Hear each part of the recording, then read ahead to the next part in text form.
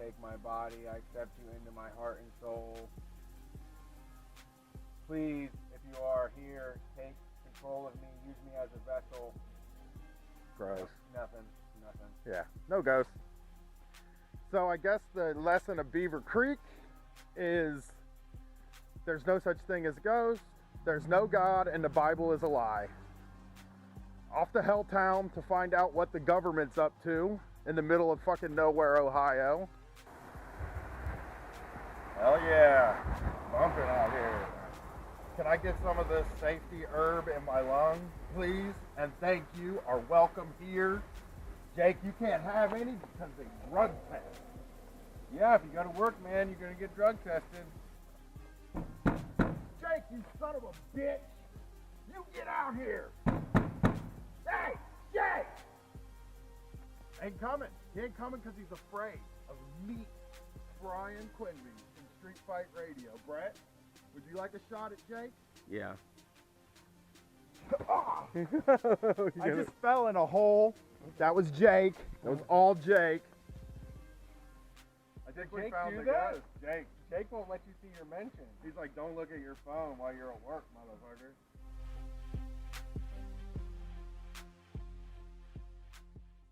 Can you imagine being that sensitive? Like you, well, that's like what that they're is the PC as hell. ultimate. Hey, you know what? This is the freest goddamn country, and it's so free that if you don't stand up, you aren't a free person. And goddamn it, boy, if you don't stand up right now, you ain't free. Because you have the freedom to do whatever you want. But I'm telling you, I have the freedom to make you feel bad for doing the freedom. Just get up and say you love it. Just get up right now, Copernic. God damn it. It's so free that you can't do it. You have to. It's free because there's only one way to be. That's why it's free. So be that. Damn you. They don't have anything to live. I mean, their kids hate them. They don't have, all their money got stolen by banksters and shit. Healthcare's running through the fucking roof. Oh my God, have you heard the news? Kids are dying of Kratom. That's not true. They're injecting it into their veins. I don't think that's happening. An ABC Action News exclusive. A mom says a popular herb killed her son. The most recent death happened in early June. Kratom, also known as metrogenine, was one of 4 drugs blamed for his death. This was like the devil's drug. It really is just a green powder that makes people feel better. Yeah, it's a leaf. It grows from the ground, you smash it up, you make a tea out of it, you throw it down the back of your throat, you eat some capsules, and you feel better, your mind's clear. And most people that use Kratom don't have access to healthcare or prescriptions or any of that regular medicine stuff. They get it from local stores or online. Let's do an example here. You're a young person, you don't understand how all this works, so let me explain this to you. When you get hurt in your older age, let's say you're 34, you work on a roof, you fall off, and you crush your fucking heel, right? It's all shattered. The doctor 10, 15 years ago was like, that's fucked up, that really hurts. You're gonna need some opioids to kill that pain. And then the DEA says, no, you can't have those anymore. These doctors have to tighten up their prescriptions. And now you don't have any. You can't afford them.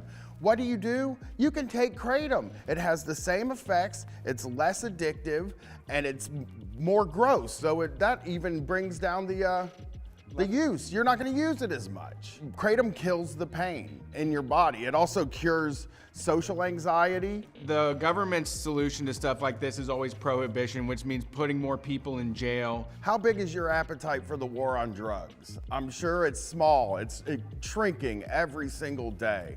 Don't let them continue it. Don't let them outlaw more stuff. Good point. Thank you. I mean, I tell you what, even the jobs that paid me nothing, like when I was first learning them, it was like, all right, I can do this. You just need somebody to get the plates and make them go from here to here. I can be the master of that. I was really into that, and I can do that. But after a while, it's like, you guys treat me like shit, and I get the plates from here to here every fucking time, and you talk down to me and shit. What's going on? Jesus, you're counting my lunches. Like, you're looking at what I'm eating. You're like figuring out when I'm going out to smoke. Like, all of a sudden, you're in my shit. But all you said you wanted from me was the plates to go from here to here, and I'm getting the plates from here to here.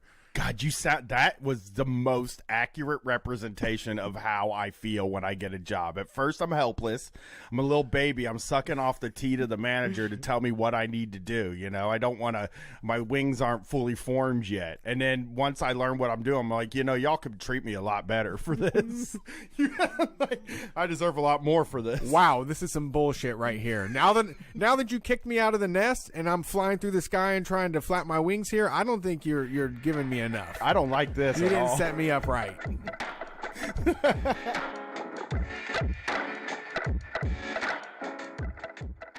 You probably hear people constantly talking about this horrible thing called capitalism. I have. Yeah, you've heard that? Yes. You're like, what? How does capitalism affect me? I will tell you, it runs your entire fucking life.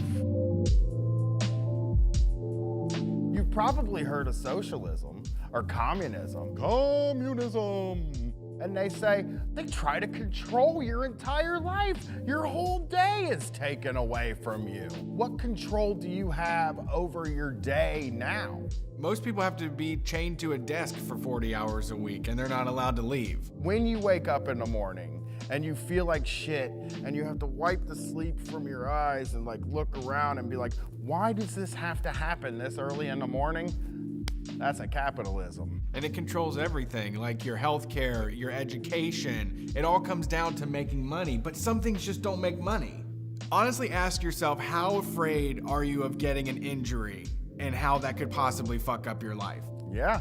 You're being stopped from skateboarding, breakdancing, doing anything fun, because if you get injured, you're fucked forever. You can't go to work. And so then you have all these people that say, well, we can make a kinder capitalism, a more conscious capitalism. It isn't gonna fucking happen. We need anarchy, we need socialism, we need communism, we need anything but more capitalism. But wait, Brett.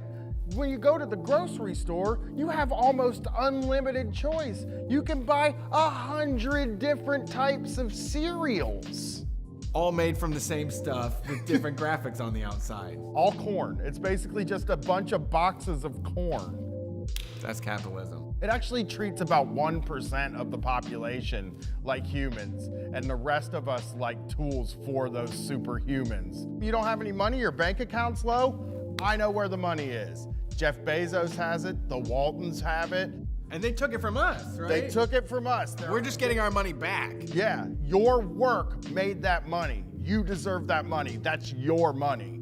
The 1% has never decided to do the right thing. That's why we have to take power and just spread it out among the 100% of people that exist.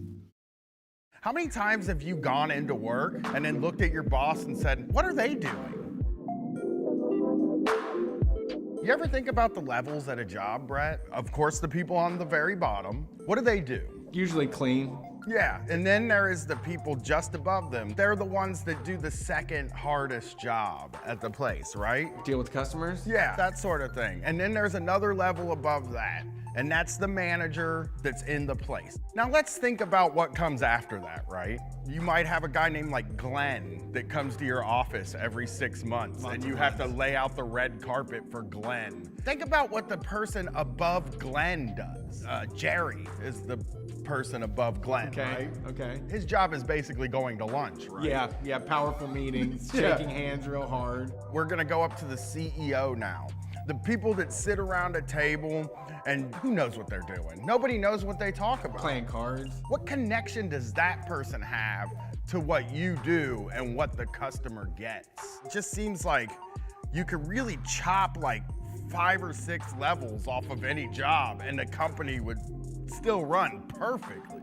Think about your job. Now imagine your manager isn't there. how much smoother would your day run? I mean, how many of you work a job where you don't even know who the fucking CEO is of the company? That means they're absolutely useless. They're parasites. They're on the top, getting most of the money, sending their kids to private school, driving the fanciest cars, and they can't make a sandwich. Every new level of hierarchy is more money coming out of your paycheck. Unions are fucking great because it's not HR. You need solidarity with the other workers. We need to use that and exercise that. You and your other workers are the most important people at that company. I mean, hell, the way I think about it, maybe you don't get a union at all and you just take the whole company away from the bosses, and that's called a co-op. For the almighty dollar, everyone's a slave. Cause what's the point of doing shit if you ain't getting paid? Ay.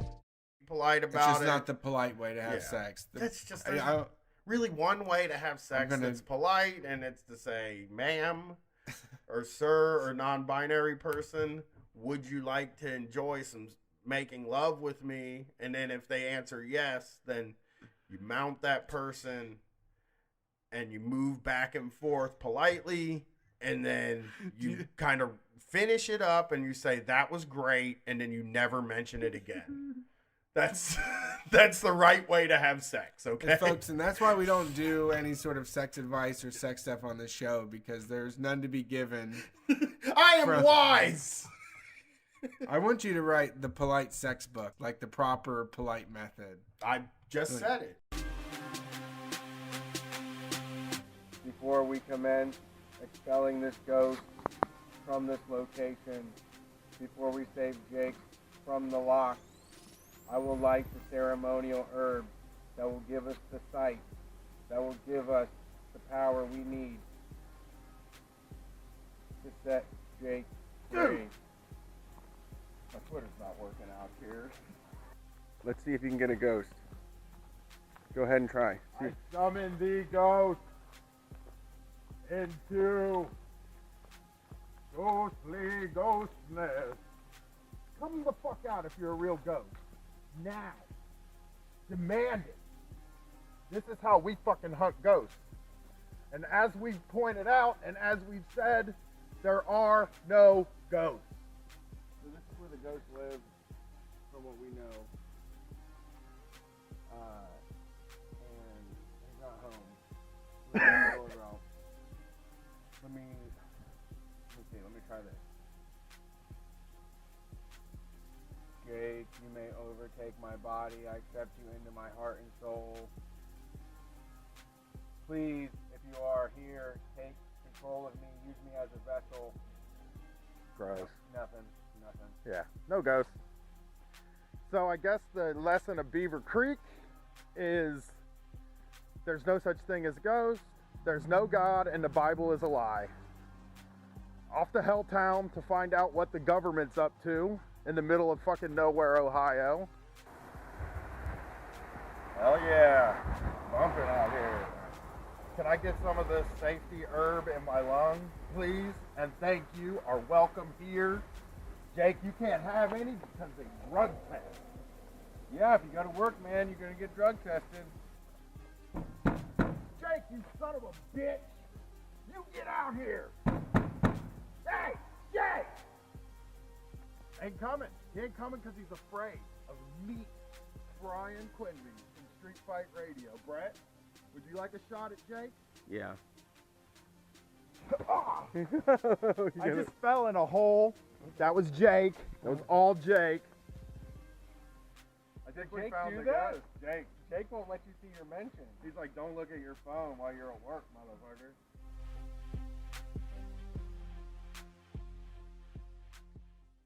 Can you imagine being that sensitive? Like you, Well, that's like what that they're is the PC as ultimate. hell.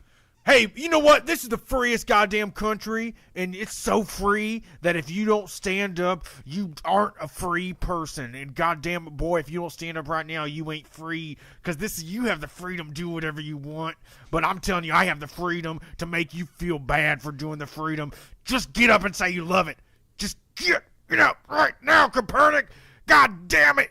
It's so free that you can't do it. You have to. It's free because there's only one way to be. That's why it's free. So be that. damn you. They don't have anything to live. I mean, their kids hate them. They don't have, I mean, all their money got stolen by banksters and shit. Healthcare's running through the fucking roof. Oh my God, have you heard the news? Kids are dying of Kratom. That's not true. They're injecting it into their veins. I don't think that's happening. An ABC Action News exclusive. A mom says a popular herb killed her son. The most recent death happened in early June. Kratom, also known as metrogenine, was one of 4 drugs blamed for his death. This was like the devil drug. It really is just a green powder that makes people feel better.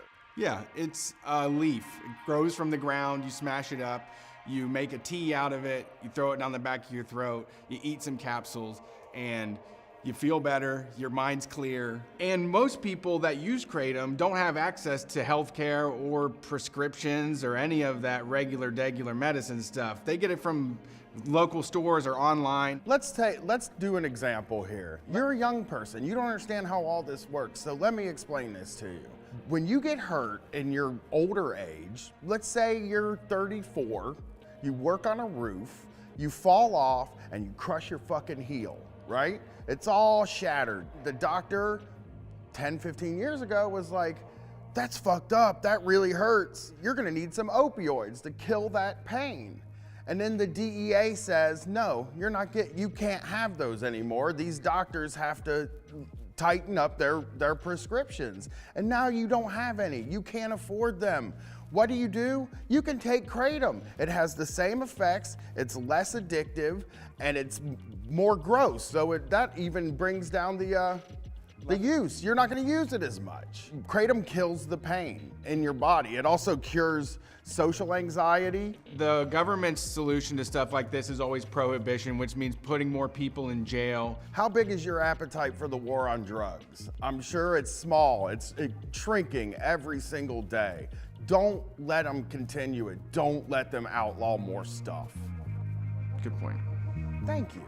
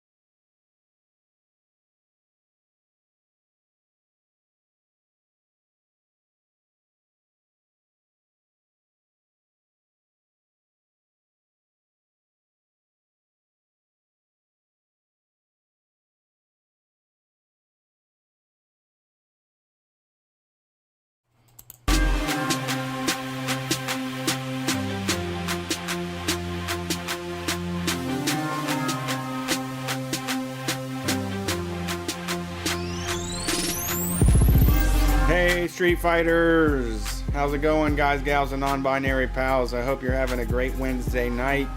But it's time for a street fight, and we're doing it live on the stream on Twitch, Facebook, Twitter, and YouTube. You can find us twitch.tv/streetfightradio is where we do most of our streaming. It also is the most profitable streaming service, so if you can help us out by heading over there, we would appreciate it. And tomorrow night, Thursday night, 8 p.m., we're doing the Dungeons and Dragons stream, Street Fight in Rapid City. You get to follow along as Ace Cannon, Murder Brian, Anais, and Yakub head into the depths of Rapid City to defeat the most heinous of monsters. That's happening tomorrow night, so please tune in. If you're listening as a podcast, that's later tonight. So twitch.tv/streetfightradio is the place to be to check that out. We also have our character creation shows available on patreon.com/streetfightradio, where you also get access to the Get Motivated series. We did our Dave Ramsey show earlier this week with Tom Sexton from the Trillbillies, and it's now there on patreon.com/streetfightradio. And it was a lot of fun. It was very crazy, and it was surprising. I had no idea what I was getting into, but I am better for it. So check that out if you want to support the show and help us do what we do and let us continue to spread this mess across the U.S. You know, we'll be out there again soon eventually, saying hi to everybody, doing shows and hanging out and partying. But for now, we need your help on that Patreon. Other than that, my name is Brett Payne. My co-host is Brian Quinby. We are the #1 anarcho-comedy radio show on any station across the nation. And we're here to do it once again. The Basement Show. Yeah. The B Dog's character. I want to say for you Dungeons and Dragons players, if you ever wanted to watch Dungeons and Dragons played by somebody who, one, has never played it, and two, pretended like they were a 42-year-old man that acts like a 7-year-old, create a character, then this is the show for you. Because I just let my inner child out. Yeah, and people are excited to I don't know what the stats are, but you might be the first person in Dungeons and Dragons history that knows Bo Jackson and Adam Sandler. They look up to me. You got to remember that too. They look up to me as a guy. You know why I picked Bo Jackson? You really want to know? Jason worshipped Bo Jackson. And when I say worshipped Bo Jackson, Jason drew him and painted him on his wall in his bedroom. Like it took up a whole wall of Bo Jackson playing baseball. Oh yeah, elite. I just look at Bo Jackson as like the dude that everybody's just like, fucking Bo Jackson, my dude. He's like the guy. They should still be making Bo Jackson shoes. You know what I mean? You know what? I was looking up the Larry Johnson Converse the other night. The grandmamas? Yeah. Starberries. Have you ever looked up the Starberries? No. Never messed with Starberries. Those are cheap. They were like the cheap ones. He was like, I'll make shoes that are $20. It's like, you know what that does to your brand, though. Right. You have a $20 brand now. Yeah. It's like when we made our bonus shows $1. We had a $1 brand. Yep. Yeah, but, to be fair, you got $1 worth of work. So yep. The shows take more work. Now they're $5. That's how it goes. But, yeah, Bo Jackson is to me, he was just like a guy that did the impossible. He was so important. And people would be like, but Deion Sanders did it too. And it's like, not like Bo Jackson did, though. Just not the same as Bo Jackson. Michael Jordan did. Michael Jordan played basketball and baseball. Not the same, though. Not good at it. Because he wasn't good at baseball. Right. I think Deion Sanders was good at both, but just not as... I think just even the name Bo Jackson was really, like... He just had the name of a guy that, like, you were like, I gotta be this guy. I want to be Bo Jackson. Yeah. I should name my kid Bo. Smart. Why did I name my kid Bo? You could try to change it on her. Jason, you should name one of your kids Bo. You had 2 boys. You could have a Bo Toma. You know what I'm saying? Yeah. Bo, you don't know diddly. And Adam Sandler, I just picked him because, like, he treats his friends so well. Yeah. He's got, like, he's got, like, a thing where, like, I haven't seen an Adam Sandler movie since probably Little Nicky or Big Daddy, one of those two. But my wife and kid... What? What about Mr. Deeds? I did see Mr. Deeds. Okay. John Stewart's in that one. My wife and kid have seen every Adam Sandler movie and love them. Love them. They love the whole Happy Madison catalog. One day I was super surprised because they were telling me their favorite movie is Here Comes the Boom. Because like so when Street Fight wasn't Street Fight yet, it was another podcast that was recorded on Friday nights. My daughter was very young at that time. I think she was 3 when we launched the other show, or what, 3 or 4. And so Friday night became movie night, where my wife and my daughter would watch a few movies. And so they were watching all these movies. I wasn't involved with it. I was gone. I was gone doing a podcast. So like sometimes they're like, remember when we used to watch that movie all the time? And I'm like, no, I never even seen Here Comes the Boom. I still haven't seen Here Comes the Boom. Get in there. Grown Ups 2. They are Grown Ups 2. Like, they're the world's biggest Grown Ups 2 fans. And now I've seen it. And it's got Stone Cold Steve Austin in it. So I was like, all right. And Shaquille O'Neal. So I was like, all right, Yeah, it's got something going for it now. Yeah, it's got something going for it. I watched it. Blended, they really liked. Which was none of these. This was a movie where he took all his friends on a trip to South Africa, where they filmed a movie in a South African resort. Tight. And it all took place in this resort. His girlfriend was Jennifer Aniston, and smart. It's just like Adam Sandler seems like a true all around dude. You know what I mean? He just seems like, to me, like, yes, not a huge fan of most of his work, but he does seem like a really awesome dude. Yeah, I agree. I think that there is a part of me there's a part of you that's like, God damn it, like this is just him fucking around with his buddies, and it's not that it's bad, it's just like you wish you could get paid a lot of money to fuck around with your buddies. I know. I think the people that get like really jealous about that, to me, are just like, yeah, you just want that. I understand that I want that. Yeah. I understand that if me and you ever started making millions of dollars to make movies, that like I would just bring my friends to be in the movies. I wouldn't be out there like hiring, like people that are already actors, or it would just be all my friends in the movies, so I could go hang out with them in a different place. Yeah. So it'd be like, yeah, can you believe this, man? We got a craft services table, man. You can eat whatever you want. Yeah. You only got to be in it for a minute and you get a few $1,000s for it. Right. You're only in a movie for like one scene. You get paid a bunch of months. Like, fuck, dude. Yeah. Yeah. You want to do things for your friends. That's like almost, I know being a leftist means you want to do things for everybody. But I think even people that aren't leftists want to do as much as they can for their friends. I can't imagine a person who's like running a ledger on their friendships. Does that make sense to you? Where it's like, okay, so I went to his house, so the next time he has to come to my house, like I spent $50 on his birthday present. He better spend $52 on my, you know what I mean? Like, people that run ledgers like that, it's like, you just don't even know what it is to have friends. Yeah. You know what I mean? It's not going to work out for you. Yeah. No one's going to put up with that. Yeah, absolutely. Well, I mean, but I have had friends like that. I've had horrible friends. Not anymore, though. No, they're gone. I had this one friend, we go out to eat every time. We go out to eat. We weren't eating at 5-star restaurants. We were eating at Bob Evans. You know what I mean? Mm-hmm. We'd get done eating, and it would be time for the tip. And he was just like, I don't think you should have to tip. That's their job. And then some stupid fucking Mr. Pink thing. Right. But if I would throw money on the table, he would like take part of it. No. Just to be like, well, if you're giving money away, you know what I mean?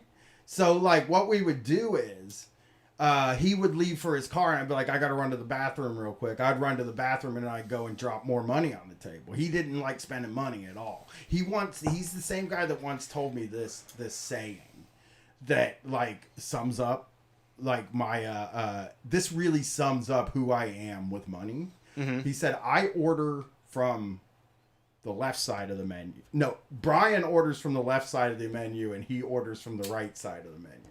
Meaning he looks at the price of things and I look at what's in the stuff. Right.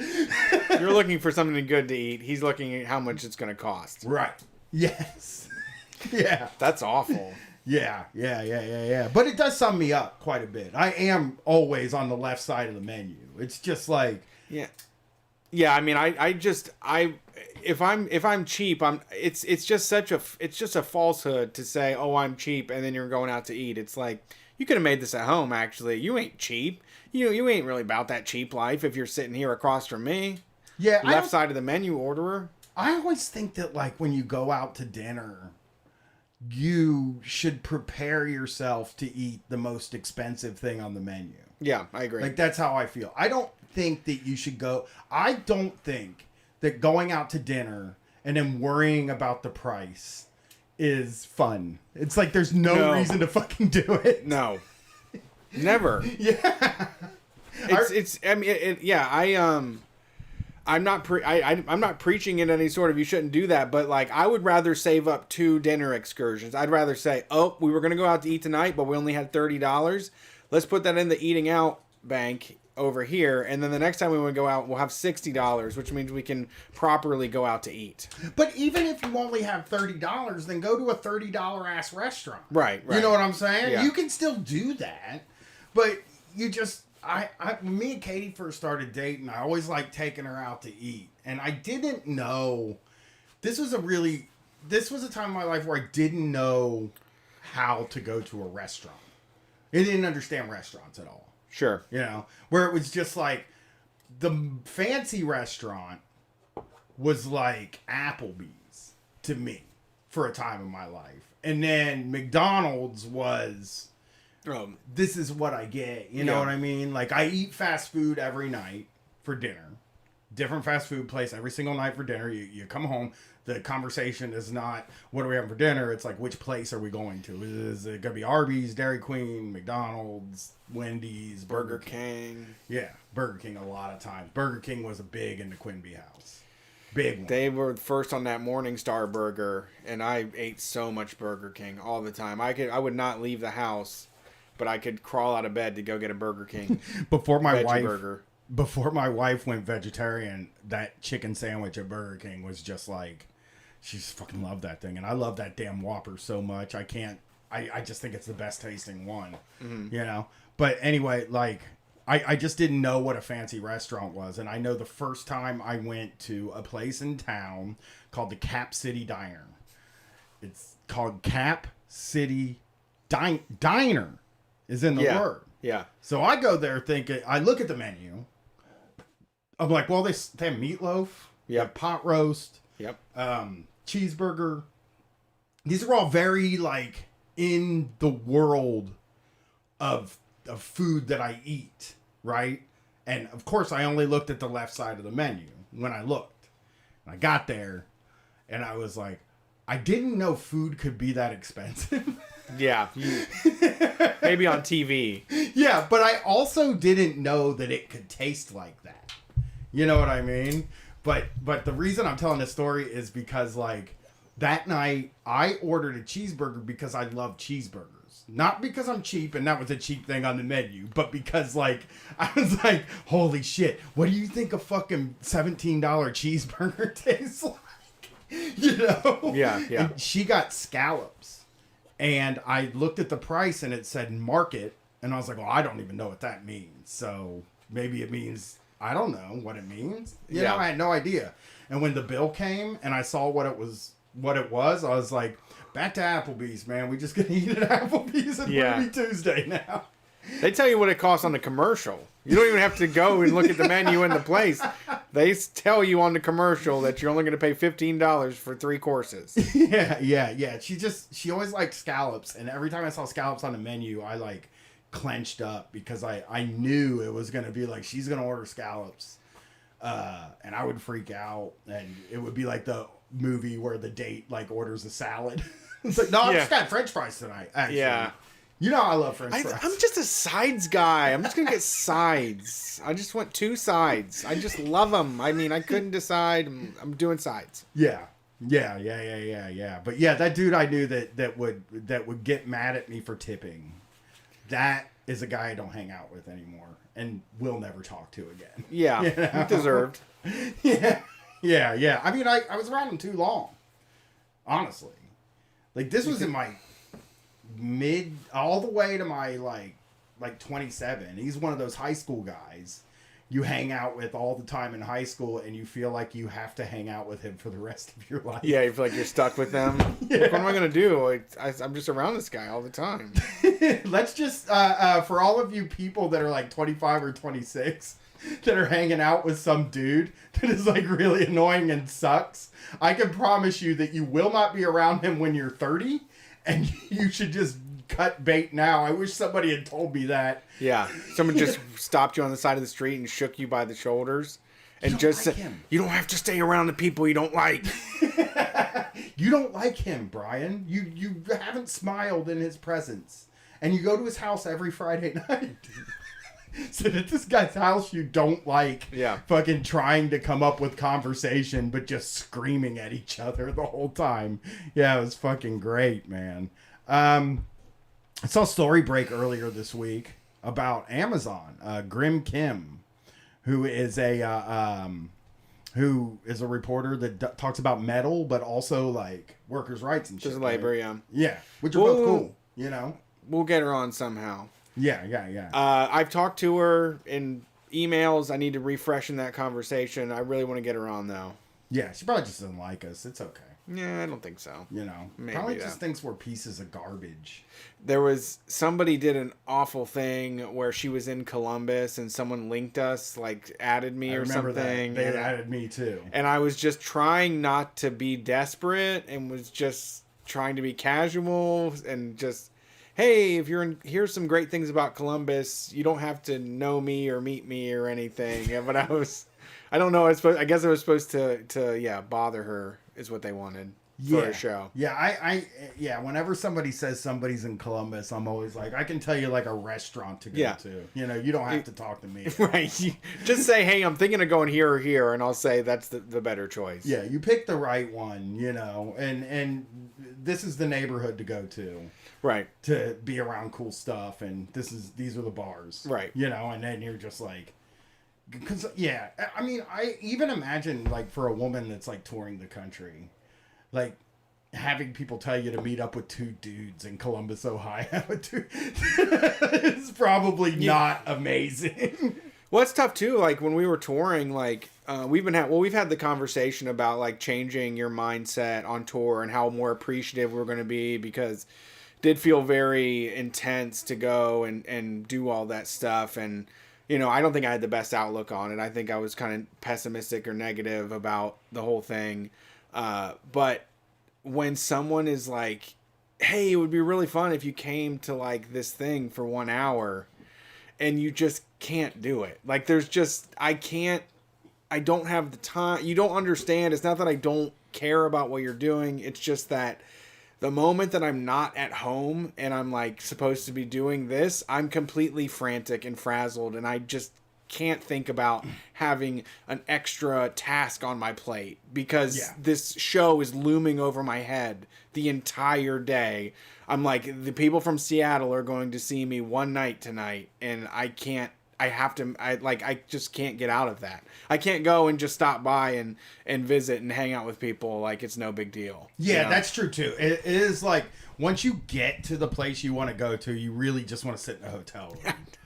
Like that is really want to like actually when you tour or you're doing something like that, you want to sit in a hotel room and look at your phone while the TV's on. That is like really what you want to be doing the whole time, even when you're supposed to be on stage. When you're on stage the whole time, you're thinking like, how cool would it be to be sitting in my bed looking at my phone? Yeah, where you're like, well, after this is over, I can at least sit in the bed and look at the phone. Yeah. So these screenshots appeared from the Amazon union that is trying to organize in Birmingham. God, I hope they unionize. Everything in me. If there's somebody that's organizing down there that wants to call into a call-in show, if there's anything me and Brett can do to help, I would be totally glad to do it. I'll send some messages. Yeah, I mean, shit. If there was touring, we would do a show in Birmingham. For sure. Right now, because like an Amazon union would really lift my spirits. right now. It's a great start. Especially like with like COVID, the way that they've been treated through COVID, like just to see them take one on the chin would be really nice. And they are kicking and screaming against it, which it is odd. Doesn't it seem like good PR to just let the union happen? And how much is it going to hurt Amazon? How much? I don't know. I don't think very much, though. You know what I mean? Like, I don't think a company that makes that amount of money, that is in that many homes, that is like ubiquitous in this world, is going to hurt if their employees union. But they offer something impossible. Like, Amazon offers an absolutely impossible thing, which is that you can have a roll of toilet paper sent to your house within 48 hours for $4.95. I literally got this cube toy in the mail in 48 hours. Right. Like, I ordered this stupid cube toy that Brett has that now I spent $100 on toys. On rare earth magnets? On rare earth magnets and a cube. The night we were here, I did it because, like... Oh, the Shishibo. Yeah, if I would have left here and if I wouldn't have got on my phone and went to Amazon as soon as I saw these toys and I played with them, I would have never got them. You know what I mean? I would have just left and I would have been like, it's normal, you know, I don't need these toys. Something to do over here. I did it when I was here. And I was like, I need both of these toys. Because Brett had 2 toys. And I said, I think I need both of these. And I ordered them here. And I wanted the best version of them. So I bought the best version of these rare earth magnets and some weird cube. No, but what Erica got me for my birthday, 1,000 tiny rare earth magnets that make a cube that's probably 1.5 inches, 2 inches on each side. And I've had 2 people over at our house now, and it's literally 4 adults sitting at a table sorting 1,000 magnets by color. We did the same thing with we had friends over for Charlotte's birthday, and we didn't play cards. We normally play cribbage, and it was like, check these things out, and it was like, these magnets are fucking awesome. yeah. I got some coming soon. That I got a whole. You got the bars. You found bars too, which I'm interested. I just have the balls, but you found bars, and that sounds cool too. I got a whole thing coming to my. Bring your Let's play magnets, man. Bring them over. I want to play magnets.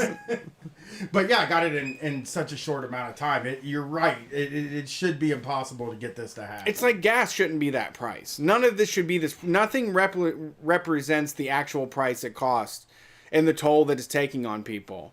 And I feel like also for them it's a domino effect, because Alabama, you know, I love the people in Alabama, but you know, they're the butt of a lot of jokes, and people think that that's a place where folks are stupid and backwards, and I think that would be a really, really good trend to get started from them, you know, because, you know, I don't agree with that, but it just is like, if Alabama can do it, what the fuck why isn't Columbus doing? Why isn't the fucking Columbus Amazon distribution center working on this? You know, I feel like, it's a domino that it really is basically any place where that domino could fall is a place for that to happen. You know what I mean? Like I mean, if it happened in New York, I think you would be like, well, yeah, New York's like more of a union town, you know, city. Yeah. But like, Birmingham, where workers' rights have probably been decimated over the years, to win there would be really fucking cool. Did you see the post office box story? Is that what you're reading? No. What was the post office box story? It's weird. This is speculation. This isn't news or anything. This is street fight news, street level news. But they agreed to let them mail in their ballots as part of the voting process because of Corona. And then Amazon installed a USPS box on their grounds, so people could like drop it off there. And folks feel like it seems very suspect. Like they're just gonna burn those fucking letters. Oh yeah. Someone's gonna accidentally drop a match in there. Yeah. Fall into a bucket of water and smear them all. Yeah. Or something. Spill a Diet Coke inside.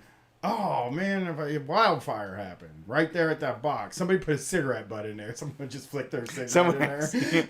It would look like one of those butt depots that's smoking outside of the store. Yeah.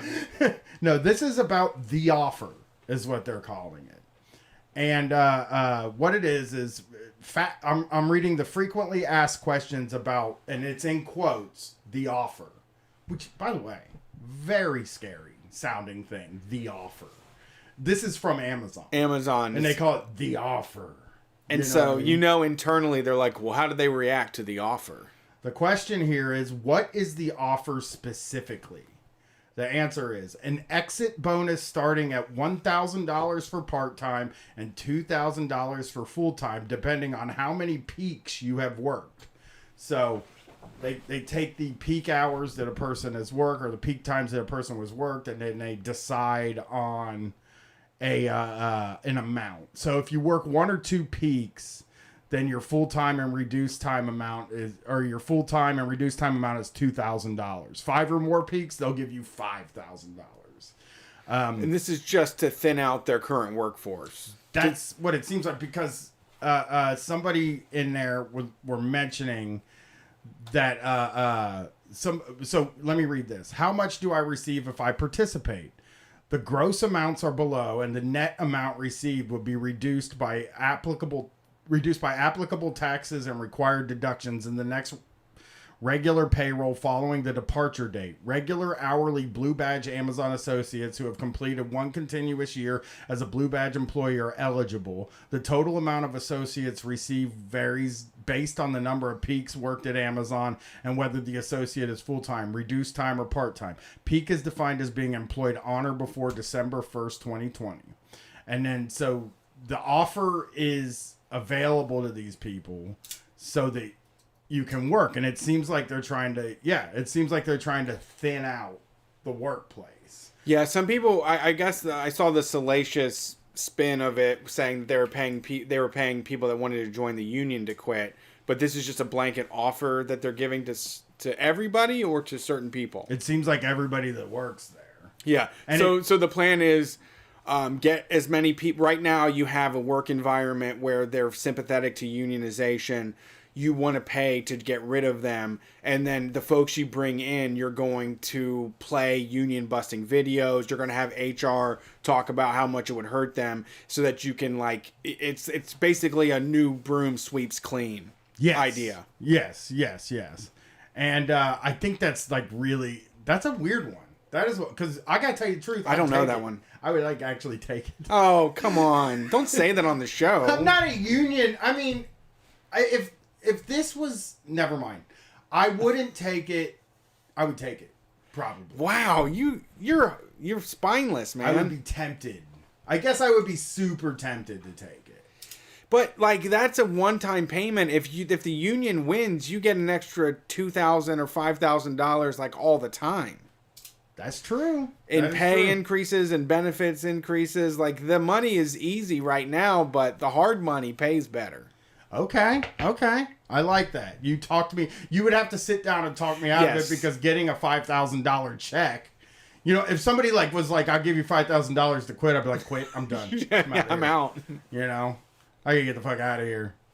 So that's the latest that we know. It's tempting. I get it. It's tempting, but $5,000 is just a lot. To tell you the truth, dude. $5,000 just feels like it'll fix my life. Every time I think about money, I think of it in terms of how it would change my life. And I very, very rarely in my life have had $5,000 at one time. I agree. I agree. Like, maybe 4 times in my life have I had $5,000 in my account.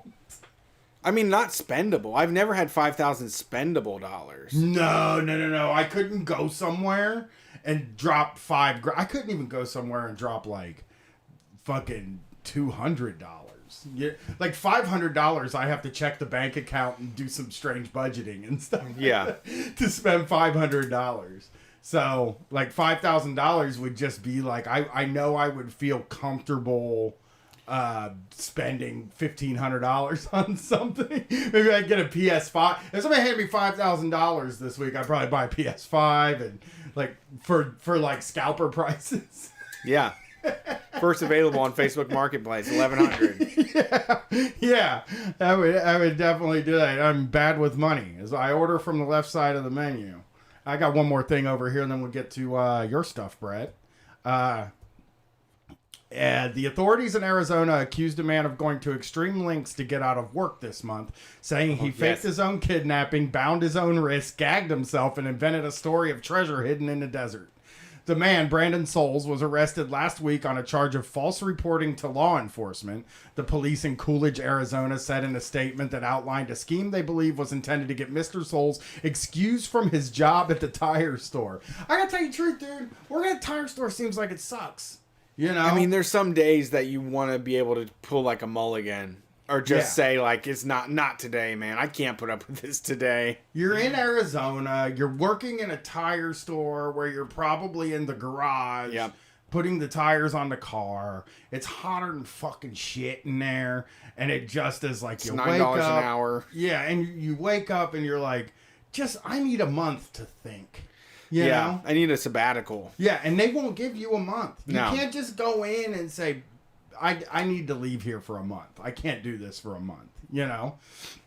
In the statement, the police said that Mr. Souls, 19, admitted during an interview with detectives that he had made up the kidnapping story. Damn it. Which led to his arrest. By the way, this is another case. This is like the guy we talked about, the guy that pretended to be a DEA agent. You remember that guy to get a discount on hotels? Yes. Down at fucking Dolly World. This is just another fucking guy who thinks movies are real. You know what I mean? Because he's talking about treasure hunts and kidnappings, and he's out in the desert, like chained up. You know? I have two anecdotes, two relatable stories to this.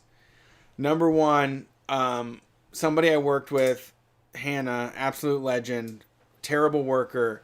She claimed that her boyfriend tied her up and held her hostage and that she wasn't able to come to work. And that was enough for the managers to just be like, oh, well, we're just glad you're here. We don't want to pry into that at all. Did she tell you that it was bullshit?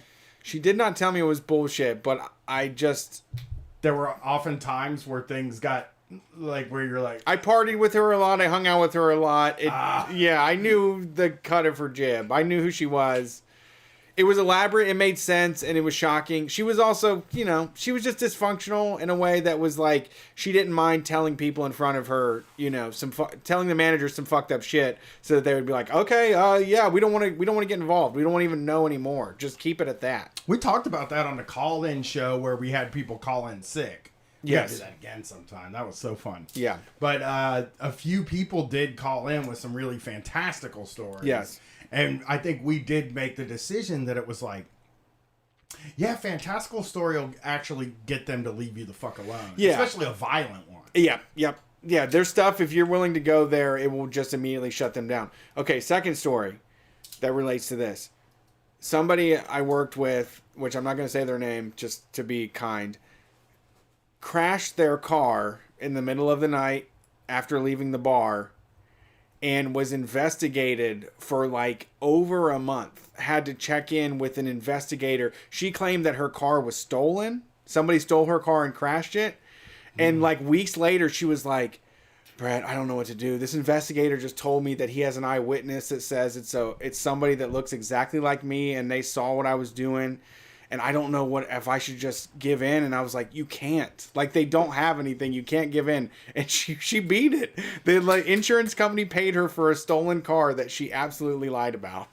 I actually have an acquaintance. I would never. They can't prove it. If you're the only one that hatched this scheme, they're not going to find. Don't tell your friends. Don't tell anybody you know that you're about to fake a kidnapping, because you're going to lose the believability. Right. I had a friend. This is not the same, but I did have a friend who claimed her car got stolen and lit on fire. And this was a very long time ago. This is somebody, and she got away with it. They gave her the check. Insurance paid it out. They gave her the money. Like, her and her boyfriend went and lit the car on fire. It worked. great. Yeah, yeah. She got her new car, and her old car was a piece of shit. She was underwater on it. So she got the insurance payout and just bought a used car that she could pay cash in, and everything was great. Then 4 years later, did it again. And no, that's that's not Hannah. She didn't have any other stories after that. She had one.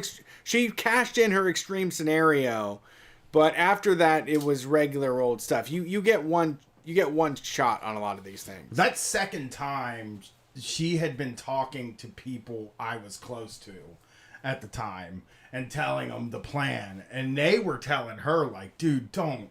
Yeah. You only get to do that one time. Yeah. And you're lucky you've only got away with it the one time, you know? Right. But dude, do you think that when the insurance company can't look up that this has happened to you before? Right. Like, you're fucking lucky they didn't come back and get you on the other car. Yeah. You know? Like, yeah. And she did Went not for get it. away with it. Parents had to cash out their retirement to cash out pieces of their retirement to replace the car and pay the insurance company and shit. They didn't go back on the first one though, right? Or was it a different company? No, they didn't. The first one didn't come back to bite her. It was just the second one, but there were fines, and all kinds of shit, and she just was like, she was fucked because it was like shit. It's like the IRS stuff we talked about. It's just shit that had to get paid, or she's gonna go to fucking jail. Yeah, yeah. You know, the insurance company basically put together a bill and said, "This is how much we want," and her parents had to get her out of trouble, and like it permanently fucked them. You know, and it was just like, Jesus fucking Christ. Gwen, don't burn a car. Don't burn the car. Yeah. Well, more than once. More than once. The 2 times thing was so crazy to me. Like, I don't know how many people told them not to do it a second time. It was just like, don't do it. It is very illegal. Go rob a bank. Go knock over old ladies. Go find drunk guys walk in the middle of the night and steal their wallets. Do not burn that fucking car again. Because the insurance company will look into it. I think their idea was like, I'm just one of thousands of customers, tens of thousands of customers at this insurance company. They're just going to pay it. They're not going to care. They're not going to look into it. And it's like, you're one customer who had a thing happen, which makes the pool smaller of customers that they're paying attention to. You know what I mean? Yeah. They're paying attention to all of the cars that get stolen and burned a lot more than the cars that don't get stolen and burned. So you become a person in a smaller pool of people that they also assign each one of these cars that get stolen and burned to a person who pays attention and looks through it and tries to figure out if things are fucked up. And I can guarantee they got this. They looked up some police reports and they were like, oh, this is the second time this happened. Even just the guts to do it the same 2 times. To do it twice and do the same. Like, couldn't you have like fucking ghost rode your car into a wall and totaled it, or off anything a bridge, else? into a river. Yeah. Some teens took my car and joyrided it into a local lake. Yeah. It was a really weird story. But the thing is, like, people get very desperate when it comes to money and work. And like, you're a 19-year-old dude. You don't like working. You're at this tire shop. You're just out of school. You're starting to feel like maybe adult life isn't that cool like you thought it was going to be. And you're like, I just need some time to think. Yeah. You know? Yeah, there's lots of intense moments when, I mean, I guess as adults, you know, you're just like, yeah, I wanted to cry 3 times this week, but I didn't have the time for it. You know, like there was no extra time for me to plan a robbery or to give up. But at that young age, you just don't know what to do because you've left work and you go home and you're I'm sure you're having a fit. Like you're panicking about it. You feel like if you go to work tomorrow, it's the end for you. Like that's what pushes you to do this. And it's something that we've all felt where you're like, I literally don't think I can do this, but they're going to hold it against me. They're going to fire me if I show that I have a little bit of weakness when it comes to doing this grueling work for no fucking pay. Yeah, and I also don't think, I think it's really interesting that it's very hard to get back into your 19-year-old mindset. But I will say, because I have a 16-year-old, she has said this a lot of times. It's like, your mom's at work for 8 hours a day. Like, she's at school for this many hours. She's like, yeah, but she's getting paid for it. If they were paying for me to be there all day, it would be fine for me to be there all day. Right. I remember thinking that too. It was like, well, once I'm out in the workforce working, then I get paid for the time that I have to spend at the place, so it's good. Yeah. But it sucks worse than school. School was fucking easy. You know what I mean? Yeah. The people at school care about you. Like, the teachers at school are concerned and want to help. When you go into the workplace, it's so alienating. It's so hard to make sense of. And it's unbelievable. I can totally imagine doing this at 19 years old. I mean, I got out of high school, I got a job doing collections, and it ruined my life. Like, my interior life. I talked to adults all day long, people that were twice my age, that were in absolute horrible financial situations, and they would just talk endlessly about how a medical bill came up, or a car thing came up, or they thought they got fired, or whatever it may be. And that I just didn't want to go to I just didn't know what to do. I was just stunned. I was catatonic. And I got fired from the job because they were like, you sat on dial tones for 9 hours on Saturday. Like, you just called and called. You called people. I would call people, and when someone answered, I would hang up on them immediately. But I would call and call and call until I would get a dial tone to ride on. And I would just ride a dial tone for as long as I could, and then look for the next one. Yeah, that is. And just despondent, totally disconnect.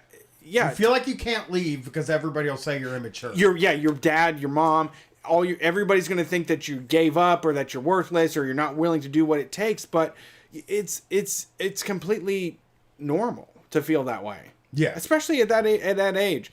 And I mean, that's cool that he went through the whole thing. Yeah, it says the police were first called at about 5:25 p.m. on February 10th when officers responded to a report about an injured man in an area near train tracks, houses, and a city water tower in Coolidge, a city of about 13,000 people, about 55 miles outside of Phoenix. The caller reported that the man was going in and out of consciousness. This is him calling, right? Okay.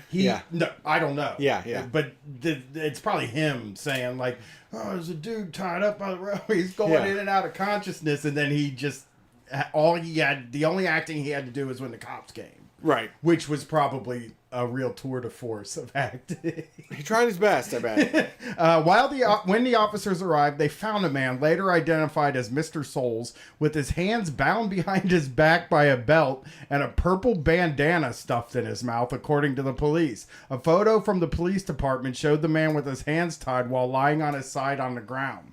Mr. Souls told officers that after completing an errand that morning, he returned to his home where two masked men abducted him near his vehicle, struck him in the back of the head, and knocked him unconscious, according to the arrest report. So he did the gun thing, right? The boom in the back of the head, and it knocks you out unconscious immediately, which may be true. Very movie thing. Yeah, that's also a medical thing that they're going to check on. They're going to look for bruises on that. Yeah, that's probably true. Mr. Souls told officers that after completing an errand the men, according to Mr. Souls, drove him around in a vehicle before they left him in the area where he was found. The police said Mr. Souls was taken to a hospital where he was evaluated and interviewed by the police. According to the department, he told investigators that he had been kidnapped because his father had a large amount of money hidden throughout the desert. Oh, okay. This Breaking Bad. Yep. Sounds like me making my D&D character. Just telling my favorite TV show and Japanese RPG video game stories. My dude watched Breaking Bad, and he just decided, like, I'm Breaking Bad, man. Yeah. That's who I am. No, I'm a victim of Breaking Bad. Yeah. Yeah, no. Somebody's Breaking Bad in this town, and they just steamrolled me. I would love somebody to make a TV show now about this guy. Like he's 19 and like we just take his story literally. Okay. Just make a TV show.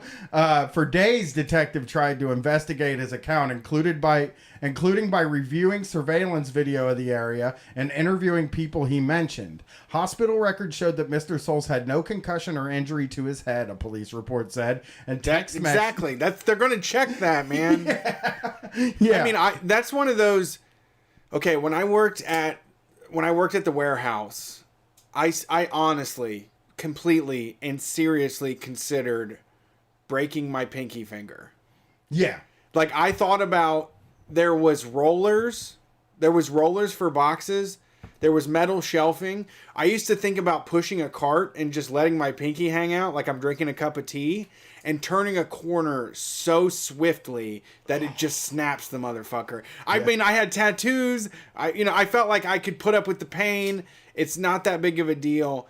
I really considered on several occasions was just like, I'm going to lose my fucking mind if I'm here another day. I have to get a medical emergency to happen right now. Well, and I'll tell you though, what happened to me really bears out that like that can change your life tremendously. Yeah, it did for you. Yeah. I got robbed at work. I jumped down a flight of steps, broke my wrist, got a year off, and now I'm a podcaster.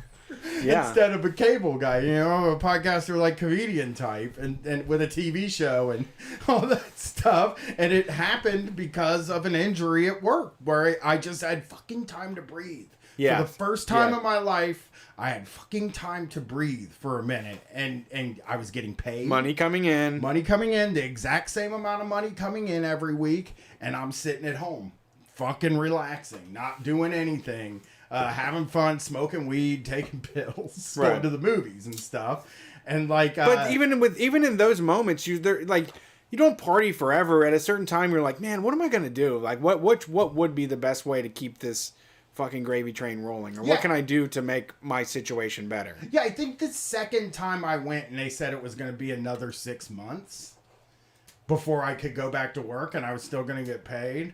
I was like, I am going to change my life here. I smoked less weed. I did a lot less of the going to the movies and fucking around. And I said, I am going to come out on the other end of this with, fuck, dude, even if it was like a higher paying job at another blue collar shit company, I was going to come out on the other end of this doing something.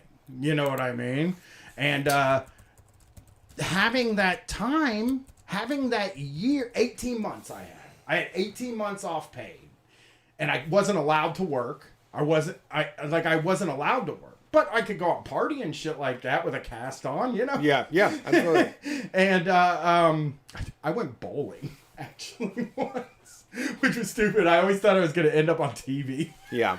With the 2020. But, like, yeah. Oh, like they're going to catch you on work or disability or something? Yeah, on workman's comp. Yeah. But, yeah, I mean, like, people really do need extended... There should be sabbaticals.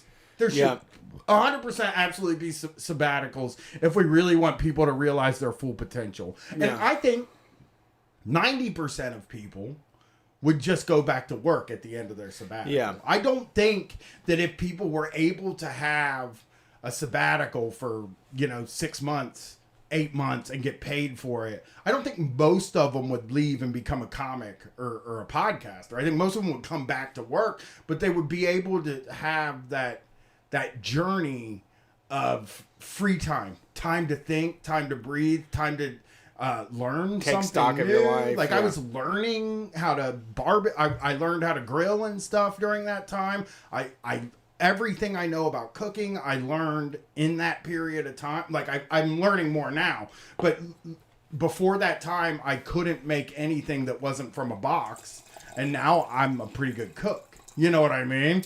And like I learned that at that time. Even considered getting a job at a restaurant or something like that. But when I left the cable company, like I it really changed my life. And like, it could change everybody's life if we gave people time to breathe every once in a while. Yeah, I don't know how much of this is true, but I've read some articles and stuff. I believe that said the Chinese New Year is like a 2-week endeavor, and a lot of people don't return to their jobs after it. Like once they have some time away, they spend the first week celebrating and the next week looking for a different position. But they probably do return to a job. Yeah. Oh yes, for sure. Yes. Some people, it ends up balancing out in the end. And I agree with you. I think that we should find out who doesn't. People that work should be afforded, shelter and food without any sort of panic. But I also agree with you that like we should just funnel people that if you're not into this, if you can't show up and do this 5 days a week and you're having panic attacks and this is going wrong for you, like you should find something else. Like but there are people just totally built for the regular day in day out. They'll do the Friday email they'll do the emails, they'll do the communication stuff, and they're perfectly fine with that, And it for me, like, I fully intended on coming back at the end. Like, this wasn't a plan. Like, I wasn't some genius plan. Yeah. I even did come back for about 6 months thinking, like, I'll just keep doing this. I don't really have a problem making a living working. I didn't care about, maybe I'm a little different now, but at that time, there was nothing in me that thought, number one, nothing that thought this was possible. Like, I just never considered this possible. I'd never considered being a comedian possible, or an artist, or making my living doing something creative. I didn't consider that possible. And I wasn't crushed about that. You know what I mean? It wasn't some big bummer to me. It was like, I'm going to go back and work. I just want to make more money. I think I wanted to get out of the van. I wanted to go to like an office or a warehouse or something. I just didn't want to be driving around all day because it took too much of my time away, Yeah. So, yeah. So, he got caught. They brought him in for questioning over and over and over again until he fucked up his story. They also checked his phone. He said that he had phone messages and texts from the kidnappers and stuff, and he didn't have that. You got it. It's got to be airtight. Yeah, because they do check that. If one thing seems vague off as possible, to the police, they're going to spend all their time fucking with it. And again, if you're planning on pulling off a stunt like this out there, I want you, which I don't think is out of the realm possibility in the street. Some people are taking notes right now for sure. If you're thinking of pulling one of these stunts off, not fantastical. Think of it in a way of how, like, when you're on a computer and you're working, how different that looks when they do it in a movie. Yeah. Like, don't make a movie. Don't make your story into a movie. You're going to be Ernest Hemingway about it. Yeah. Just be very short and just, hey, I came home and someone kidnapped me and I woke up next to these tracks. I don't know how they knocked me out. I don't even know how. I might not have bruises on me. I might. Or there could be a chemical agent. I don't know. I just don't know what's happened. Yeah, and the money buried in the desert, buried all over the desert. I think that was the flaw. That was the major flaw in the story. Because if you're a cop, which they're dumb as fuck, but I think they know that this money being buried all over the desert in different spots is not a thing that happens. I don't know. Maybe it is a thing that happens, but I don't believe it. It's something I've been thinking about. I've been watching these Italian crime series, and there are always these drug turf wars. And I'm like, I've never seen a turf war in my life. Yeah. I've never seen somebody have turf. A drug dealer have turf. You know what I mean? But I suppose it happened at some point or is somewhere, but I really didn't think that drug dealers had turfs. Yeah, I don't know. I don't think you're an expert on it, though. I agree. I've never had somebody start selling drugs and then found out that they're on somebody else's turf and had to start paying them. You know what I mean? Maybe it's just not that way in Columbus, though. You know, well, maybe there's I mean, not turfs here. Yeah, I mean, there's certain parts of town you can go to buy drugs, and I if you know the spots, the people that have them probably want to protect them. Oh, I wish I when knew I went the to spots. Denver, I went and bought drugs from a place that seemed pretty easy place to buy drugs, and I was right. Yeah. And I'm sure the guy I bought drugs off doesn't want anybody else being there. Yeah. If I show up. You're probably right. You're probably right. I mean, No, it's just these elaborate wars. Yeah, and I these agree. TV shows, and you're just like, I don't know. Yeah. I mean, But it's TV. That's what this guy was doing. I think he was going off of things he's seen in movies, and it just didn't work out. And if I could give Mr. Souls a little bit of advice, just quit the tire store. You don't want to be there. It's not. Yeah, I mean, you yeah. know? I think that's always what I have to say too. Is there's like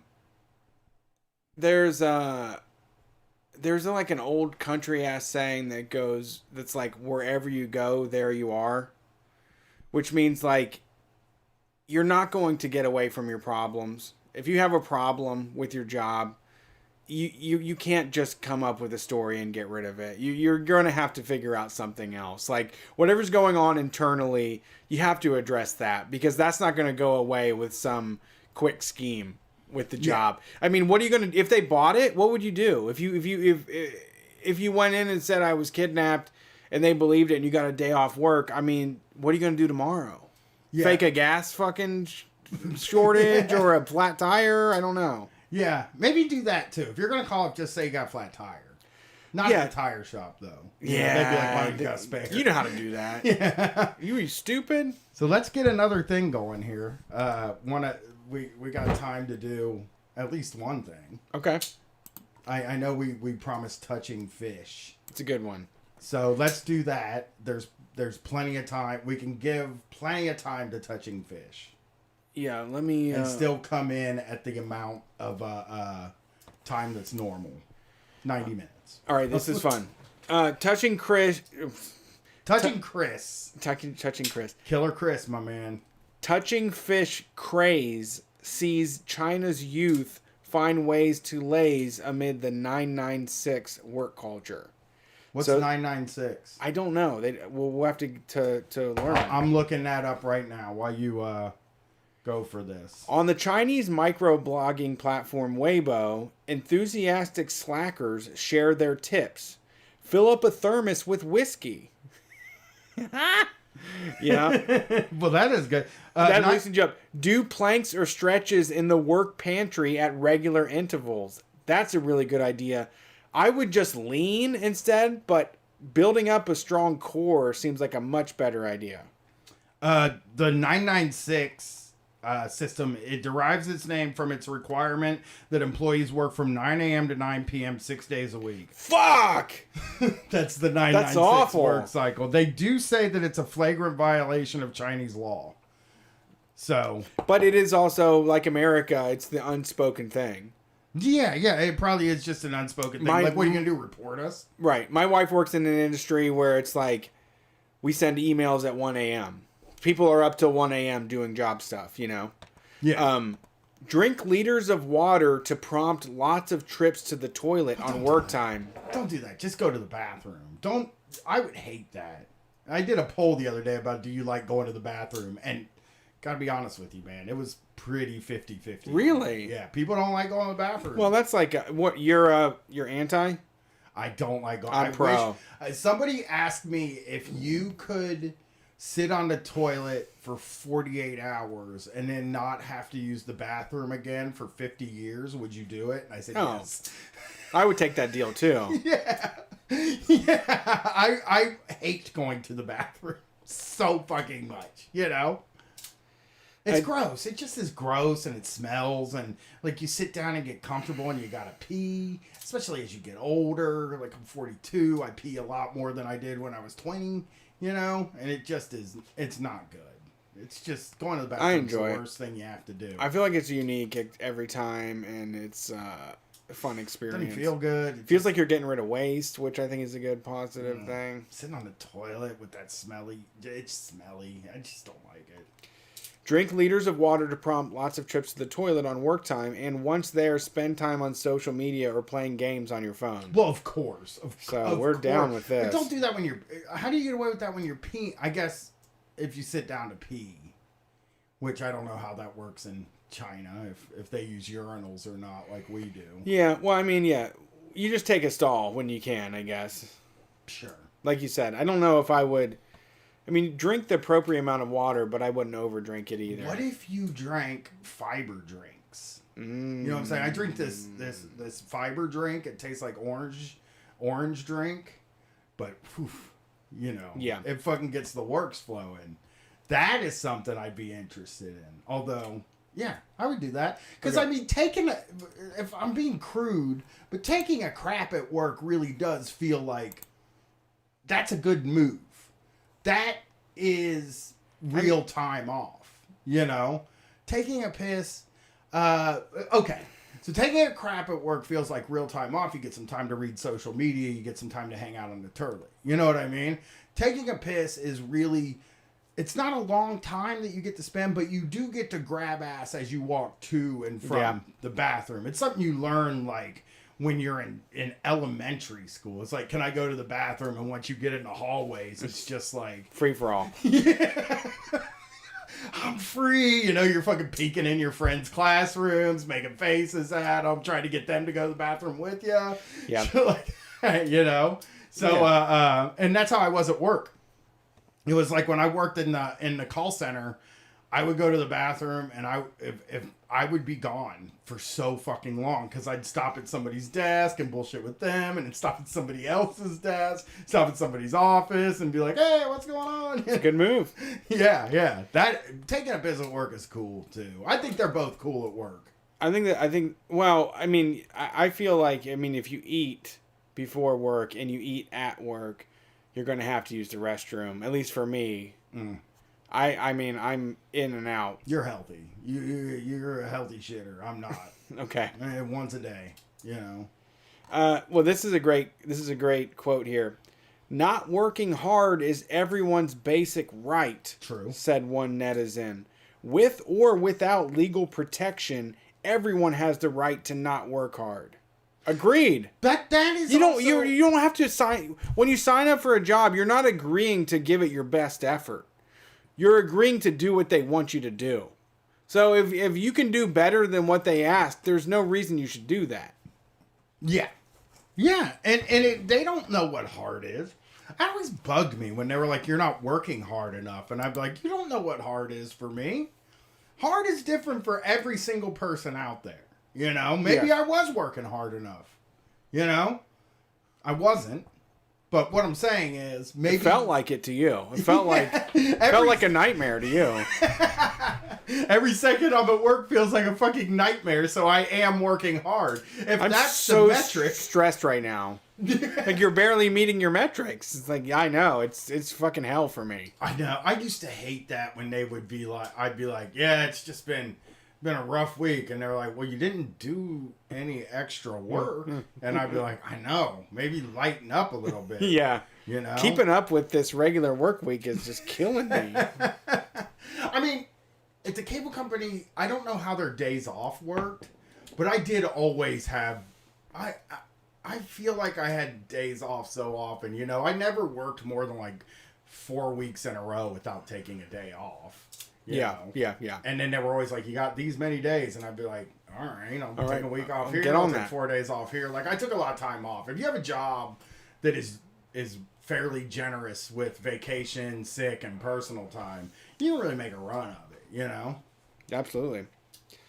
So it says here, young Chinese people are pushing back against an ingrained culture of overwork and embracing a philosophy of laziness known as touching fish. We need to touch fish over here too. I would like to touch some fish. I know people think the American workforce is lazy, but that is fucking 100% not true. That is capitalists saying that. Do you remember that Cadillac commercial from a few years back? No. There was a Cadillac commercial that was like, you don't take days off. You work 50 hours a week. because you know what it takes to get the job done. And it's just this guy doing like an Old Spice commercial about how you're working all the time constantly, and that way that for that reason you deserve a Cadillac. I gotta dig that commercial out. I mean, there is a point there though. If you are working like that, we do deserve Cadillacs, yeah. You do deserve a Cadillac.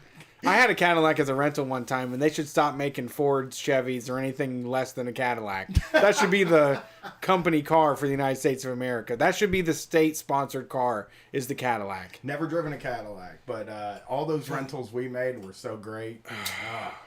I love rentals. It had cameras on and sensors on like every part of the vehicle. Like when you would go to back up, it would show you right above the rear wheel, like where the curb was at and everything. It was incredible. Yeah. It should be the standard. Yeah, I would love to drive a Cadillac. So it says, young Chinese people are I'm sorry.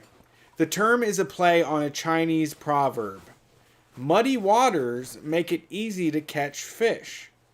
And the idea is to take advantage of the COVID crisis, drawing management's focus away from supervising their employees. What is that? The idea is that the COVID crisis has made it muddy. Oh, I get it. I now understand it. The COVID crisis, they're so busy with the fucking COVID crisis that you can let off the gas. Yes. Which I do believe that. It's easy to get your paycheck now because no one is paying attention to what you're doing while you have a thermos full of whiskey and you're doing planks in the walk-in freezer. The thermos full of whiskey is so fucking funny. That is just like that. You can't get away with that though. I would say I don't think you can get away with that. Maybe in China. Do it in your car. Yeah. You can't bring it inside the building. Yeah. I remember one time I went in the first time I had this sales job. And I felt like I wanted to be straight with it. I wanted to be straight about it. And I wanted to be intentional. And I didn't smoke weed. And then this guy, like a few weeks in, was like, hey, man, you want to go smoke weed? And I was like, yeah, I do want to go smoke weed. So he went in his car and smoked weed. And then when we came back the second half of the day, I was so relaxed. And I was closing all these deals. And the manager was like, Brett, you're on fire today, man. I don't know. Wherever you're at mentally, you just need to keep that going. And it was like, all right, I need to smoke weed at work, I guess. Whatever you're doing, keep doing it. I can. I will. Yes, sir. Me, yeah. That's the time you listen to your boss. Yes. Oh, yeah. Yeah, absolutely. Let me see here. The author of a viral post at the center of the conversation, Weibo user Massage Bear, described touching fish as a life attitude. It is a life philosophy of perfunctory living, letting go of oneself and others at the same time. And that's the key to living in the moment and being relaxed, she said. I fucking love it. I want to touch This fish. is the new age stuff I like. Yeah. It's like I go to work and I do the least amount of possible until someone needs me to do something and then I do it. But I'm not doing extra. This is all about like, why am I going above and beyond? Because no one rewards me for being above and beyond. There's not enough places in management to promote me. I will do what is asked, and that's all. I mean, America is a place, I think, where this kind of philosophy just isn't ever going to make it in. Like, touching fish will never make it in, like, the New York Times or a lifestyle sort of section that's mainstream. Like, we need they're not going to cover Street Fight Radio. Yeah, we need somebody to push for that. To push for touching fish. We need, like, fucking Tony Robbins or somebody like that to be like, nah, y'all, in order to get mentally healthy, you need to touch fish. Yeah, muddy the waters at work. Yes. I mean, one thing that I think a lot of office workers are dicking around. I think there are a lot that are doing actual lot more work now, but I think there are other people, hopefully. Well, I have to hope that there are office workers just fucking around. Yeah, I was going to say, from my point of view, this feels like they're falling in line with what I've been doing for years. Like, I feel like we definitely have an overworked culture. And I think that, like, when I go online and look at memes on Instagram or TikTok videos, I think there is a bigger culture of people that are like, work? I'm not going to do fucking work. Yeah, but that is really something that's been around forever. Yes. But people still you get to an age where you resign yourself to, if I want to have this level of lifestyle, I have to do this amount of work. And that amount of work is always double what you would ever actually want to do. You know? True. And where like we fall into the, like those people on TikTok that are saying that are probably working their fucking asses off. Right. You know what I mean? And that's the thing is like, I know, you know, I work pretty hard for like what I do. I feel like I work pretty hard. And like I go on and say, you know, I don't want to I'm lazy. I don't want to work. But the thing about it is like I feel like I am working strictly for myself and for you. Like this show is our thing. You know what I mean? And I feel good doing that. I think where it gets to be hard is when it's not your fucking thing. You know? And you have to like work to somebody else's, you have to do somebody else's idea of hard work. You know, it's not your idea of hard work. Your fucking idea of hard work means fucking nothing when you're at work, other than your idea of hard work, number one, never going to be the same as the boss's. And the boss is never going to have a realistic expectation for what hard work is. And if you did exactly what they wanted in their mind, they just think of everyone that works for them as not a hard worker. They're just legit, everybody that works below you, you think they aren't doing what they should. If you met their expectations, they would just say, I mean, there was a little bit more. You could have gave it 110%. There's new expectations. Actually, if you meet their expectations, there becomes new expectations. There's like the good to great mindset. You know, that was something I learned about at the cable company. It was like, you guys are doing good. You know, everything's doing good. Your profits are good. Efficiency's good. But we don't want to just be good. Good's not great. We want to go from good to great. And it's a book. It's a motivational book that exists. I don't know what it is, but I remember getting the speech and being like, but why can't we just be good? Yeah, you know? Good is good enough. Good is great, actually. Yeah, good means shit's getting done, right? Like all the stuff that has to get done is getting done. Everything is good. Should be, you know, they don't let me decide that the other half of my life is good, but it should be great. Right, you right. Like, you can't, you can't push them and say this mandatory overtime is not great for my personal life. Yeah, good to great means nothing. On your side, it means everything to them. And there just isn't a level out there. They don't cap it. They don't cap hard work. You know? There is no cap on hard work. It's never enough. Yeah, you did great. Can you do this? Can you do more? Can you be the greatest? Yeah. Until you're sitting at your desk with your fucking head down, grinding through and considering doing a kidnapping story where your dad buried treasure in the woods. Yeah. You know what I mean? You're like, hey, you know what? Instead of going to work tomorrow, I could just pretend I got abducted? Yeah. That sounds better than being here. Instead of going into work tomorrow, I could say my grandma died and just go to the funeral home and pick up one of the sheets so that I can get away with it. And, you know, just like all this stuff, like I spent so much time just wanting to be good. I've brought this up a few times on this show where the quality control at Insight at the cable company I was at, right? Like, they would grade you basically out of 100, and it was unacceptable to go under 95, which is just, that to me is a fucking crazy number to expect people to be at. You know? Well, you're dealing with customers. You cannot appease 95% of customers. No, it wasn't ever. even appease. It was just the work you had to do, like the loops outside and the way you mount things and the way you run things and like these highly specific things that almost have nothing to do with the cable, you know? And it meant that if you didn't do one thing, that you failed. You failed. I failed with 98%.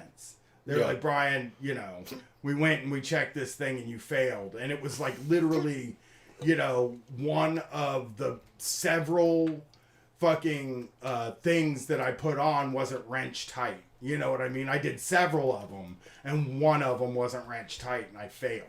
And it's just like, God damn, dude, that is such a heavy burden to put on somebody that I'm going to check this percentage of your work and it all has to be 100% correct. Yeah. It says here, some make a game of it, Quartz reported, aiming to be the employee who uses the most toilet paper or getting up from their desk whenever any other colleague does.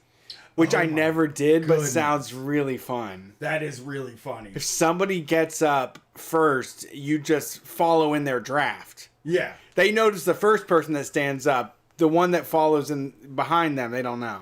That's a difficult game, though, because if that is one that a boss will notice right away. If every time somebody gets up, you get up, they will notice it. I like the idea of how many times can you get away with it before they start to notice. Yeah. You know what I mean? That is a funny game. I think this does. I feel like this touching fish craze does also relate with like millennial attitudes and like what we've been doing with the show. How people don't want to put up with this work environment, and this next paragraph goes into that too. It says the deliberate slowdown at work marks a cultural shift among younger generations who are pushing back against unhealthy work hours for little gain and not seeing the opportunities for upward mobility experienced by their parents. Yeah. I mean, it's for everybody. Like, it's happening globally. All of us are realizing that we can't continue what happened before. It's not working But we don't want to, also. Yeah, I don't want to sign up for that either. Yeah, I just don't want that. It's not there. The deal my parents had isn't still available, so I want something new. Yeah. You know? It says, the fundamental reason for me to do that is that I no longer believe that I can get a promotion in my current company by hard work and ability, said one Weibo user. That's hard, though. They're right. Like, there are only so many positions, first of all, that are up higher, so really hard workers, I mean, you know, I've talked about my wife a lot on here that like feels stuck in her position and just like works her ass off, is always working, goes above and beyond all the time, but is stuck in her position. You know, where it's like, what are you supposed to do? There's nothing you can do. It's like, what is the fucking point in working hard at this point? You know, I'm gonna get $1,000 raise this year, $1,000 raise this year. For the whole fucking year, right? You know, yeah, that sucks. There's a joke in the tech industry: if you work hard before 35 as engineer in a food delivery company, then after 35 you are the delivery guy. Said Suji Yan, a 25-year-old chief executive of a tech startup called Mask.io. Yeah, I mean, I see that. I believe that. I mean, yeah, you're working there. You're getting paid a lot more money, but fuck, you don't have any time to do anything. And it's going to burn you up. And it's going to burn you out, yeah. I've heard of people being fired after 35 because they spent less time in the company. I'm sorry. I have heard of people being fired after 35 because they spent less time in the company because they have families to look after and they have less energy than younger people. Yeah. That's cool, though. 35 sounds like a good age for just starting to draw it down a little bit. Yeah, yeah. I mean, I feel like we should heap the burden of work on people under 35. And then once you get to 35, it's smooth sailing. 35, you work 35 hours a week. Yeah. 40, you work 30 hours a week. Yes. You know, we'll work those numbers out. But yeah, let's start drawing it down at 35. I think it's a good time. That should be your peak of life. That's like the halfway point of life, and then you just from there less and less responsibilities for more money. Yeah, and that until you know more.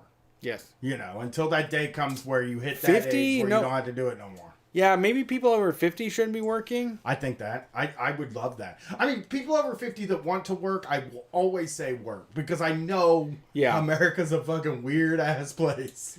Yeah, people got to keep sane. Yeah. The touching fish movement has a sense of humor, but behind it is a deadly serious issue.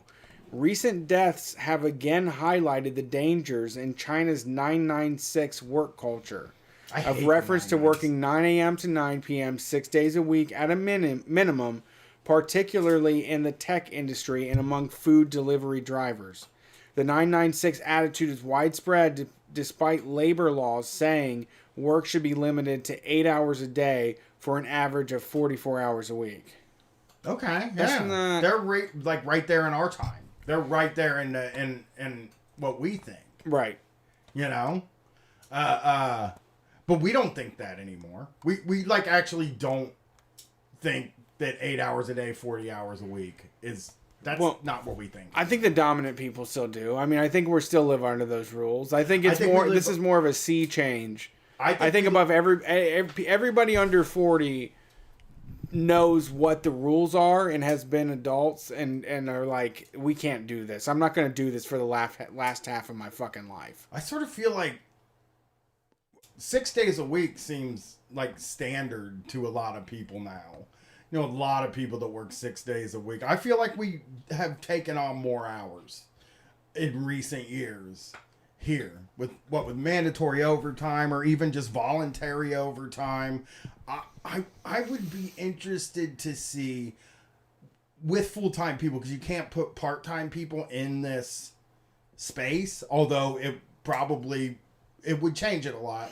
But if you took everybody that's classified as a full-time employee that's not self-employed, I would be interested to see how many hours the average is. And I think it's probably over 40. I would believe that.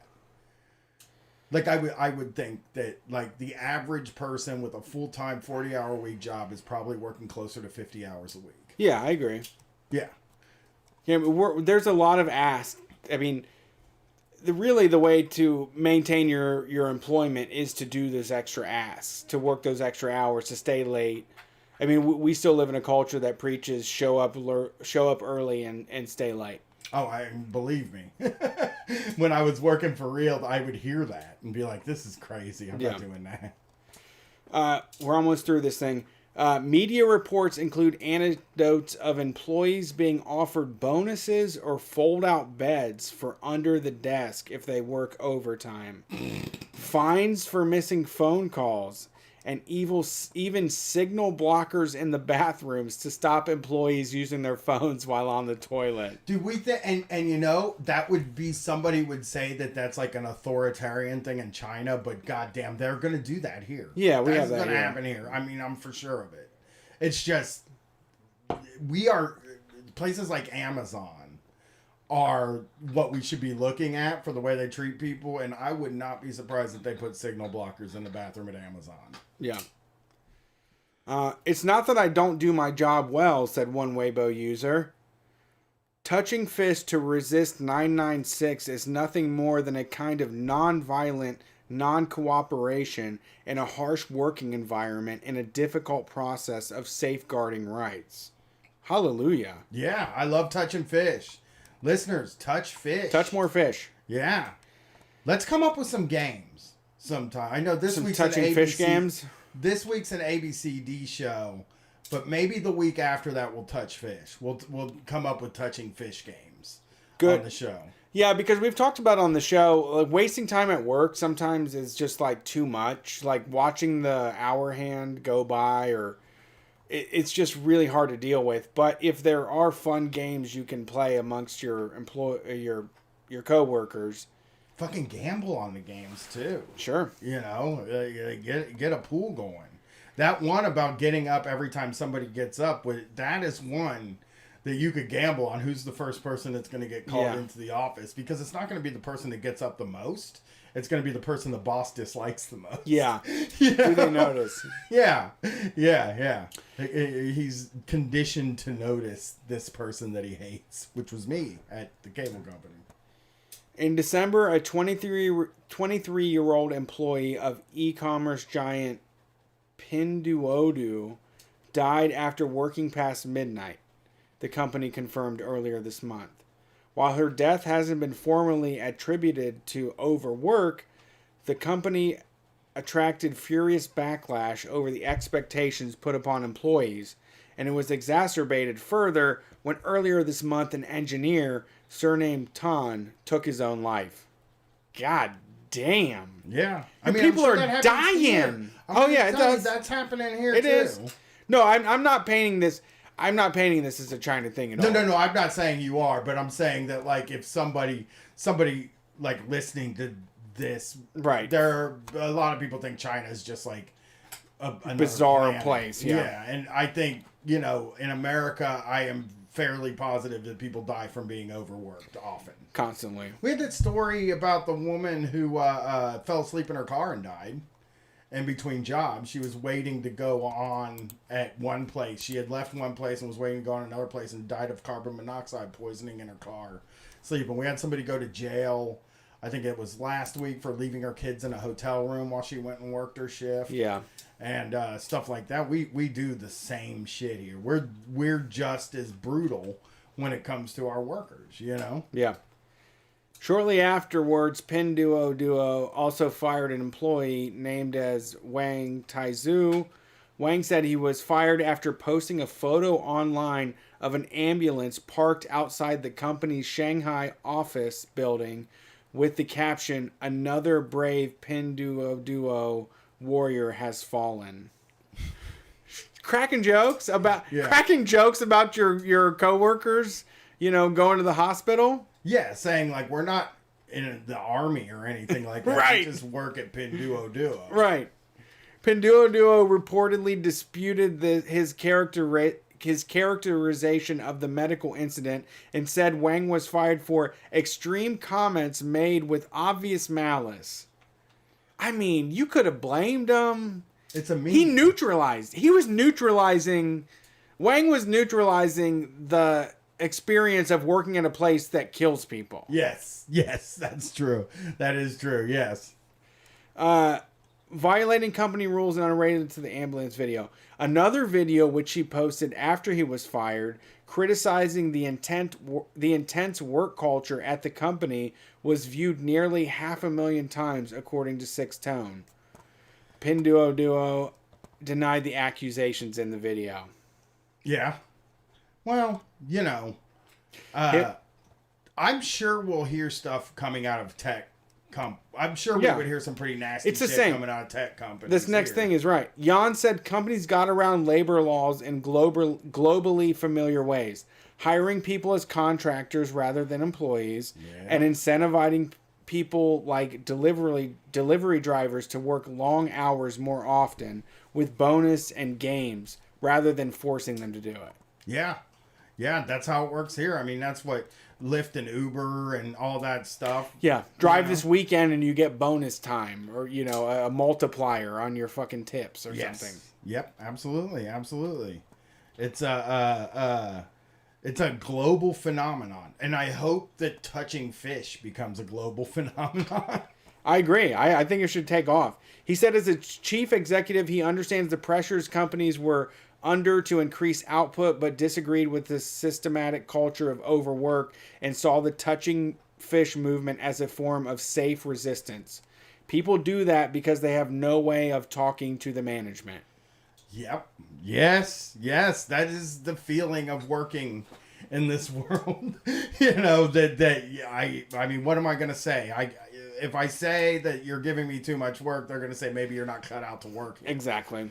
Is the way it is. And Amazon, like we talked about at the beginning, they've constantly just were like, well, we maintain absolutely insane metrics for people to meet. If you don't meet those, you're not cut out for Amazon. Yeah, you can't. So they convince people, the folks that are willing to pee in a bottle and keep all of their sickness silent, those people are like, well, I'm cut out for this. Like I'm willing to do what it takes to get this job. Yes. For $13.80 an hour. Yes. And desperately want it. And like even those people don't want to be doing that amount of work. Right. They just feel like, well, I'm in the trenches with my fellow Amazon workers, my fellow non-union Amazon workers. Yeah. Well, that was Touching Fish. That was Street Fight Radio. Yeah, there is There is a few paragraphs here, but we covered it all.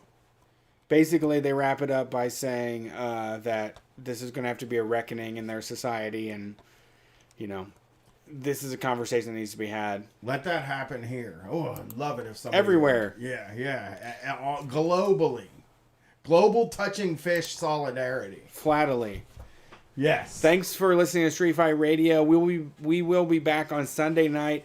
It's the ABCD show. Anybody but cis dudes can call in. That's what we're looking for. So tune in this Sunday night at 9 p.m. Eastern Standard Time. We're taking your calls. We're Street Fight Radio. And if you got extra money to throw around right now, head to store.streetfightradio.com. You can pre-order t-shirts. You can get stickers, magnets, pins. You can also get access to any of the digital premium audio shows that we've done, like Holy Boys, Buttfest 2000, and Shocktober. That's available at store.streetfightradio.com. But we really need you to sign up on Patreon to keep this thing afloat. And we will see you on Sunday. Peace. Oh, fuck. It's going for